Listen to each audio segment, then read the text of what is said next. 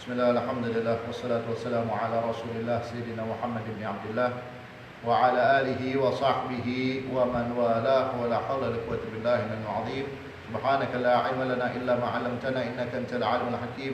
Rabbi shrah li sadri wa yassir li amri wa hlul 'uqdatam min lisani yafqahu qawli bi jahin nabi wa sahbihi wa alihi wa sallam lisani wa ahli qalbi bi haqqi Sayyidina Muhammad sallallahu alaihi wa alihi wasallam. Nusurakum ila dark al-batin nabah nur. Allahumma rzuqna fahman nabiyyin wa hudhar mursalin wa lahul malaikatil muqarrabin. Allahumma ghanina bil ilmi wa zayyinna bil hilmi wa akrimna bit taqwa wa jamilna bil afiyah ya arhamar rahimin. Awayna ta'alluma wa ta'lima wal ifadata wal istifadata tadhakkura wa tadhkira wan naf'a wal intifa' wal hatha ala tamasuki bi kitabillahi wa sunnati rasulillahi sallallahu alaihi wasallam wa du'a ila al-huda wa dalala ala al-khair ibtigha wa jalla مرضات قربه وثوابه سبحانه وتعالى. أما بعد، قراءة في الكتاب الإسعاف في تلخيص الأحكام الفقهية للصوم والاعتكاف للعلامة للحبيب حسن بن أحمد بن محمد الكاف حفظه الله تعالى وتعالى الله بطول حياته نفعنا به وبعلومه وبعلوم عباد الصالحين في الدارين آمين. كتاب الصوم. تعريف الصوم لغة مطلق الإمساك وشرعا الإمساك عن جميع المفطرات من طلوع الفجر إلى غروب الشمس بنية مخصوصة. Alhamdulillah, nasyukur Allah subhanahu wa ta'ala. Kita bersyukur kepada Allah subhanahu wa ta'ala yang mana di sore hari ini menjelang daripada maghrib kita dipertemukan oleh Allah subhanahu wa ta'ala di dalam majelis Salam Baiker Community, majelis online Salam Baiker Community, pembahasan daripada pembacaan kitab Al-Is'af fi Talkhis Al-Ahkam Al-Fiqhiyah Lis-Shaum wal I'tikaf yang dikarang oleh Habib Hasan bin Ahmad Al-Kaf hafizahullah taala wa ta'ala bi tuli hayati. Fa ikhwan rahimakumullah, alhamdulillah thumma alhamdulillah. Kita sekarang di hari ke-6 daripada bulan Ramadan 1441 Hijriah, di sore hari menjelang daripada maghrib atau sebentar lagi kita akan maghrib, yaitu ikhwan rahimakumullah.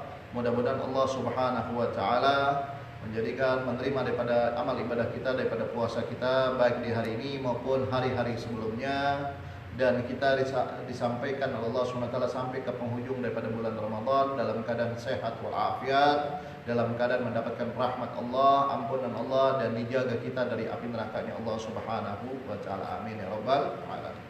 Fa ikhwan rahimakumullah, di dalam kitab Al-Is'af, kitab Shaum, pembahasan masalah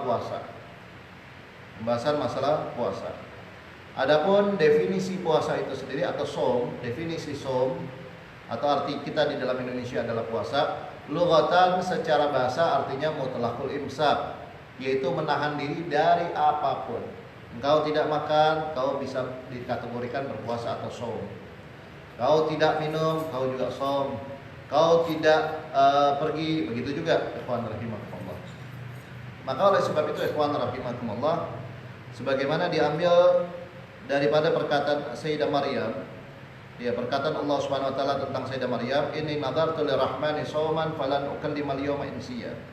Sesungguhnya aku nazar kepada Allah Subhanahu wa taala berpuasa, maka aku tidak akan berbicara dengan seorang pun di hari ini. Apa hubungannya berbicara dengan berpuasa? Berpuasa di sini, shaum di sini artinya adalah mutlaqul imsak, menahan diri dari berbicara. Oleh sebab itu arti daripada shaum secara bahasa masih luas, yaitu mutlaqul imsak, menahan diri dari apapun. Kemudian secara syariat, adapun secara syariat ikhwan rahimakumullah, artinya adalah al-imsak an jami'al mufattirat min tulil fajr ila ghurbi syamsi biniyatin makhsusatin, yaitu menahan diri dari segala macam yang membatalkan puasa. Ya, apa saja yang membatalkan puasa nanti insyaallah di bab ini sendiri kita akan bahas. Min tulil fajar, dari sejak terbitnya fajar, itu subuh, ila ghurubi syams, sampai terbenamnya matahari, yaitu maghrib, biniyatin makhsusatin, dengan niat yang khusus. Adapun dalil diwajibkan seseorang berpuasa, firman Allah Ta'ala di dalam surat Al-Baqarah ayat 183, Qala Allah Ta'ala, ya ayyuhalladzina amanu kutiba alaikumus syiyamu kama kutiba alal ladzina min qablikum la'allakum tattaqun. Wahai orang-orang yang beriman, diwajibkan bagi kalian berpuasa sebagaimana diwajibkan orang-orang sebelum kalian. Ini menandakan bahwasanya puasa ini bukan khusus pada umat Nabi Muhammad SAW. Puasa umat-umat terdahulu juga melaksanakan ada syariat puasa. Hanya saja berpuasa di dalam bulan suci Ramadan kata ulama dikhususkan pada umat Nabi besar Muhammad sallallahu alaihi wasallam. Dia lanjutkan di dalam ayat tersebut, la'allakum tattaqun, niscaya kalian menjadi orang-orang yang bertakwa. Kategori orang yang bertakwa adalah orang di antara yang berpuasa Ramadan, yaitu menjalankan segala perintah Allah dan menjauhi segala larangan Allah SWT. Di antara bentuk perintah yaitu berpuasa Ramadan. Kemudian ikhwan rahimakumullah, adapun diwajibkan di zaman Habibina Muhammad SAW turun syariat puasa, perintah puasa, yaitu diwajibkan di tahun kedua Hijriah, tepatnya di bulan Sya'ban saat itu.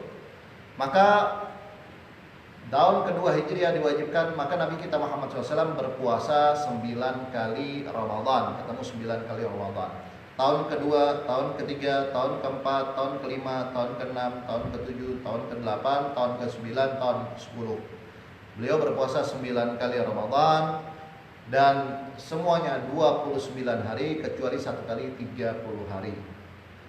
Jadi menandakan bulan itu kadang ada 29, kadang ada 30. Kemudian ikhwan rahimakumullah, bulan Ramadan sendiri adalah bulan yang ke-9 daripada bulan-bulan Arab atau bulan-bulan Islam. Dan itu paling afdalnya bulan. Dari keseluruhan bulan, paling afdalnya bulan adalah bulan Ramadan. Dinamakan bulan Ramadan, ulama berbeda pendapat. Yang pertama ada yang mengatakan tauqifiyah, yaitu pemberian nama khusus dari Allah SWT. Yang kedua, pendapat yang kedua, ada yang mengatakan bahwasanya waktu orang-orang Arab ingin menamakan bulan tersebut bertepatan dengan sangat panas, au syiddatul har. Syiddatul har di dalam bahasa Arabnya adalah Ramdha, maka bulannya dinamakan Ramadan. Kemudian yang pendapat yang ketiga mengatakan Ramadan dikategorikan Ramadan, kenapa? Karena bisa yarmidud dzunub, ay yahrikuha, bisa membakar dosa-dosa. Siapa saja yang masuk bulan Ramadan kemudian dia berpuasa Ramadan, kemudian dia menghidupkan daripada hari Ramadan tersebut dengan ibadah kepada Allah Subhanahu wa taala, maka akan dihapuskan dosa-dosanya yang telah lalu, dihapuskan, dibakar dosa-dosanya satu persatu. Kemudian ikhwan rahimakumullah, adapun keutamaan berpuasa banyak sekali keutamaannya. Secara global puasa itu sendiri keutamaannya diantaranya firman Allah Ta'ala, qala Allah Ta'ala di dalam surat Al-Ahzab ayat 35, was-sa'imina was-sa'imat wal hafidhina furujahum wal hafidhat wadh-dhakirina Allaha katsiran wadh-dhakirat a'adda Allahu lahum maghfiratan wa ajran 'azima. Yang artinya orang-orang yang berpuasa baik laki maupun perempuan, orang-orang yang menjaga kemaluannya dari perbuatan yang keji baik laki maupun perempuan, orang-orang yang berzikir kepada Allah dengan zikir yang banyak baik laki maupun perempuan, maka Allah persiapkan buat mereka semua ampunan Allah dan pahala yang sangat banyak. Kemudian di dalam hadis qudsi Allah Subhanahu wa taala menjelaskan, kullu hasanatin bi asyri amsalha ila sab'i mi'ati dhifin illa shiyam fahuwa li wa ana ajzi bihi. Setiap amal kebaikan dilipat gandakan sampai 10 kali lipat, bahkan sampai 700 kali lipat, kecuali puasa. Maka itu adalah urusanku dan aku yang akan mengganjarnya sendiri. Kenapa begitu? Karena tatkala seseorang beribadah, baik sholat maupun zakat maupun haji dan umrah, kelihatan daripada bentuknya. Ya, ada yang kelihatan dengan hartanya, ada yang kelihatan dengan gerakannya. Maka seperti sholat ada ucapannya, ada gerakannya. Kemudian seperti zakat ada harta yang dikeluarkannya. Kemudian haji dan umrah juga seperti itu. Ya, adapun kalau puasa orang nggak ada tahu. Berapa banyak orang yang kelihatan lemes, nggak taunya nggak puasa. Berapa banyak orang yang kelihatan seger bugar, nggak taunya dia puasa. Hanya dirinya sama Allah Subhanahu Wa Taala yang tahu. Oleh sebab itu pahalanya banyak sekali diberikan oleh Allah Subhanahu Wa Taala. Berapa jumlahnya hanya Allah yang tahu. Ikhwan rahimakumullah. Kemudian di dalam hadis yang lain dijelaskan, man shoma yawman fi sabilillah ba'adallahu minhu jahannama masirata mi'ati 'am. Barang siapa yang berpuasa 1 hari di jalan Allah Subhanahu wa taala, maka Allah akan jauhkan orang tersebut daripada api neraka jahanam sejauh 100 tahun perjalanan. Kemudian di dalam hadis yang lain dijelaskan lisaimi farhatan. Bagi orang yang puasa ada 2 kegembiraan. Idza aftara fariha wa idza laqiya Allah fariha bisawmi. Jika dia berbuka maka dia gembira, kemudian jika dia bertemu Allah SWT nanti di akhirat fariha bisawmi, maka dia gembira dengan puasa yang dia laksanakan tatkala di dunia. Di dalam hadis yang lain dijelaskan shamtu shaim tasbih, diamnya orang yang berpuasa adalah tasbih, dihitung tasbih oleh Allah SWT pahalanya. Wa naumuhu ibadah, dan tidurnya adalah ibadah. Ya, karena bawaannya kadang lesu, letih, pengennya ngantuk, ya. Maka tatkala dia tidur dihitung ibadah sama Allah SWT. Tapi jangan tidur terus, sayang, rugi. Daripada banyak pahala ibadah yang kita bisa gunakan kesempatan, ya bisa kita pergunakan dengan baik. Wa gal wa du'a'uhu mustajab, dan doanya mustajab. Wa amaluhu mudha'af, dan amal ibadahnya dilipat gandakan Allah SWT. Amal ibadah sunnah di bulan puasa pahalanya seperti amal ibadah wajib di bulan yang lainnya. Kemudian amal ibadah yang wajib di bulan puasa, di bulan Ramadan, maka dilipat gandakan oleh Allah Subhanahu wa taala. Juga di dalam hadis dijelaskan asyamu jannatun wa hasunun nar. Puasa adalah benteng perisai yang bisa menjaga dari api nerakanya Allah Subhanahu wa taala. Setelah kita mengetahui daripada fadilah kota puasa dan definisi puasa, kita masuk daripada syarat-syarat berpuasa. Syarat-syarat puasa. Syarat terbagi 2, ada syarat puasa terbagi 2, ada syarat sah, ada syarat wajib. Syarat sah yaitu menentukan seseorang itu sah atau tidak puasanya. Ya. Kemudian syarat wajib menentukan bahwasanya wajib atau tidak orang tersebut berpuasa. Syarat sah ada 4. Syarat sah ada 4. Yang pertama al-Islam, beragama Islam. Maka disyaratkan seseorang itu muslim keseluruhan waktunya, dari sejak terbit fajar sampai terbenam matahari dia muslim. Seandainya na'udzubillah dia keluar daripada Islam yaitu murtad walaupun sesaat saja, maka batal puasanya. Kemudian yang kedua al-aqlu, yaitu berakal. Disyaratkan seseorang berakal, yaitu memaizan keseluruhan waktunya dari sejak terbit fajar sampai terbenam matahari. Seandainya walau jumna, seandainya dia gila, walau lahdatan wahidatan, walaupun sebentar saja, sesaat saja, batala shaumuhu, maka batal puasanya. Kemudian yang ketiga, an-naqa'u minal haid wan nifas, yaitu suci dari haid dan nifas. Maka disyaratkan bagi seorang perempuan dia suci sepanjang waktu tersebut dari sejak terbit fajar sampai terbenam matahari, yaitu suci daripada haid dan nifas. Seandainya dia keluar darah haid, ya walaupun cuma sedikit saja di penghujung daripada siang hari daripada bulan Ramadan tadi, di penghujung daripada puasanya dia pengen sebentar lagi pengen maghrib, kemudian dia keluar dari haid atau dari nifasnya, maka batal puasanya. Maka batal puasanya, tetapi dia mendapatkan pahala daripada niatnya. Kemudian seandainya suci di pertengahan bulan setengahan puasa, pertengahan hari dia suci, tadinya dia haid, kemudian dia suci, ya, maka walakin yusanul imsak, maka dia disunahkan berimsak, yaitu menahan diri, tidak makan, tidak minum, ya, bukan berarti berpuasa, karena dia dari sejak subuh tadi masih dalam keadaan haid, tiba-tiba siang hari dia suci, tapi dia menahan diri, tidak makan, tidak minum, ya, disunahkan bagi perempuan tersebut tatkala dia suci di tengah hari bulan Ramadan. Kemudian yang keempat daripada syarat sah puasa al-ilmu bi kaunil waqti qabilan lisawmi, yaitu mengetahui waktu yang akan dia laksanakan puasa apakah sah atau tidak, yaitu diperbolehkan atau tidak. Dia harus mengetahui terlebih dahulu puasanya sah kalau daripada jangan sampai dia masuk daripada hari-hari yang dilarang. Hari-hari yang dilarang atau hari-hari yang diharamkan seseorang berpuasa ada 5. Ya, ada 5. 3 secara mutlak. Ya, 3 secara mutlak, 2 ada pengecualian. Yang 3 secara mutlak, yang pertama yaitu tanggal 1 Syawal, yaitu hari Idul Fitri. Kemudian yang kedua tanggal 10 Dzulhijjah, yaitu hari Idul Adha.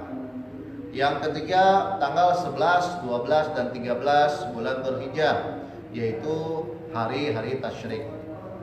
11, 12 dan 13 bulan Dzulhijjah, hari-hari tasyrik. Ini 3 yang tidak sah ya dan haram. Kemudian yang keempat dan kelima ini ada pengecualian. Apa aja waktu yang dilarang yang 4 ke 5, yaitu hari yang meragukan, yaitu tanggal 30 Sya'ban. Kalau seseorang sebagian bilang melihat hilal, sebagian bilang belum, hari yang meragukan. Kemudian yang kelima yaitu setengah terakhir bulan Sya'ban, yaitu tanggal 16 sampai tanggal 30 Sya'ban. Tetapi yang nomor 4 dan nomor 5 yaitu hari yang meragukan dan setengah terakhir bulan Sya'ban, diperbolehkan seseorang berpuasa salah satu di antara 3 sebab. Yang pertama, kalau puasanya wajib, contohnya seperti qadha Ramadan, maka diperbolehkan walaupun setengah terakhir bulan Syawal. Kemudian yang kedua, kalau dia sunnah mu'tadah, yaitu sunnah yang sudah menjadi kebiasaan seperti Senin Kamis, tiba-tiba masuk setengah terakhir bulan Syawal, maka diperbolehkan dia puasa. Kemudian yang ketiga, dia bukan puasa wajib, juga bukan sunnah mu'tadah yang sudah sunnah biasa, tetapi dia gabungkan dengan setengah pertama bulan Sya'ban walaupun 1 hari. Contoh tanggal 15 Sya'ban dia puasa, maka boleh baginya 16, 17 dan seterusnya sampai akhir Sya'ban. Tetapi kalau sudah batal, maka tidak diperbolehkan hari-hari selanjutnya. Itu adalah syarat sah. Kemudian ikhwan rahimakumullah, kita masuk daripada syarat wajib puasa. Syarat wajib puasa ada 5. Yang pertama, beragama Islam, al-Islam beragama Islam. Maka tidak wajib bagi seorang kafir di dunia, tetapi di akhirat kelak nanti ditanyakan tentang berpuasa, diminta pertanggungjawaban kenapa dia tidak berpuasa. Padahal dia seorang yang kafir di dunia, bagaimana? Karena dia wajib masuk Islam, hanya saja dia tidak beragama Islam, maka diminta juga semua daripada syariat. Kemudian bagi orang yang murtad, yang keluar daripada Islam, tadi dia muslim, kemudian dia keluar daripada Islam, maka wajib baginya mengqadha kalau dia kembali ke dalam Islam semua yang ditinggalkan daripada puasa-puasa Ramadan tersebut, ya. Taghlidan alaihi, sebagai penghukuman buat dirinya, pemberatan buat dirinya biar gak gampang-gampang mainin agama. Kemudian yang kedua at-taklif, yaitu seorang mukallaf, yaitu akil balik. Mukallaf itu akil balik. Adapun bagi anak kecil, maka wajib bagi wali amarnya memerintahkannya puasa sejak umur 7 tahun. Dan boleh memukulnya kalau dia mampu tapi tidak berpuasa sejak umur 10 tahun. Bukan pukulan yang mencederai, tapi pukulan yang mendidik. Kemudian yang ketiga al-itaqah, yaitu kemampuan. Kemampuan terbagi menjadi 2, ada hisan, ada syar'an. Ada kemampuan secara fisik, ada kemampuan secara syariat.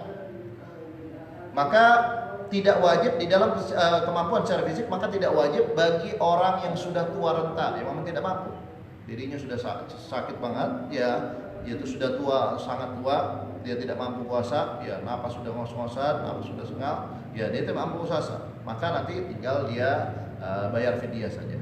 Nanti kita akan jelaskan masalah hal tersebut, qadha dan fidyah. Kemudian juga bagi orang yang sakit yang tidak ada harapan sembuh, maka dianggap juga tidak mampu. Ya, orang yang sakit tidak ada harapan sembuh, maka juga tidak ada kemampuan secara fisik. Kemudian yang kedua syar'an, kemampuan secara syariat. Maka tidak wajib bagi seorang perempuan yang haid dan nifas, ya, yang sedang haid atau nifas, karena dianggap secara syariat tidak ada kemampuan. Kemudian yang keempat as-shihah, kesehatan. Di antara syarat wajib puasa adalah kesehatan. Maka tidak wajib bagi orang yang sakit. Sakit yang seperti apa? Sakit yang sekiranya khawatir dia menyebabkan halak, yaitu binasa, atau lama sembuhnya, atau tambah parah sakitnya, yang dinamakan dengan mahdharat tayammum. Tapi dengan catatan, dia tidak wajib berniat di malam hari kalau dia dapat sakitnya sejak malam hari tersebut sebelum fajar. Tapi kalau dia dapat sakitnya di siang hari, maka di malam harinya dia tetap wajib untuk berpuasa, untuk niat puasanya, untuk niat puasa. Kemudian adapun kalau di siang hari tiba-tiba dia datang lagi sakitnya, maka dia boleh berbuka. Kemudian yang kelima al-iqamah, yaitu bermukim. Di antara syarat bertempat tinggal atau bermukim. Maka tidak wajib bagi seorang yang musafir yang mana dia bepergian dalam bepergian yang jauh, yaitu kurang lebih 82 km kira-kira, secara mubah bukan secara maksiat, secara mubah bukan secara maksiat. Dan diperbolehkan dia berbuka di perjalanan, ya, dengan catatan dia keluar daripada kotanya atau negerinya sejak sebelum terbitnya fajar atau sejak sebelum terbitnya subuh, yaitu sejak sebelum waktu subuh. Adapun mana yang lebih utama bagi orang yang musafir? Apakah dia puasa atau tidak? Dilihat. Kalau sekiranya dia tidak memberatkan dirinya, maka afdalnya dia puasa. Karena keutamaan Ramadan tidak didapatkan di bulan-bulan yang lainnya. Tetapi kalau dia sekiranya tidak kuat atau bahkan memberatkan dia, mencelakakan dia di dalam bepergiannya nanti, ya, maka dia afdalnya berbuka. Kemudian ikhwan rahimakumullah, yang terakhir pembahasan kita di hari ini, kita akan bahas daripada rukun-rukun puasa. Insyaallah di pertemuan berikutnya kita akan bahas daripada apa saja yang membatalkan puasa. Rukun-rukun puasa terbagi menjadi dua. Rukun puasa terbagi menjadi dua. Itu ada dua rukun puasa. Rukun yang pertama yaitu an-niyat, yaitu niat. Baik bagi puasa wajib atau puasa sunnah. Dengan hadis Nabi, innamal a'malu binniyat. Maka wajib niat setiap harinya, yaitu maksudnya apa? Setiap malam hari dia wajib menginapkan niat.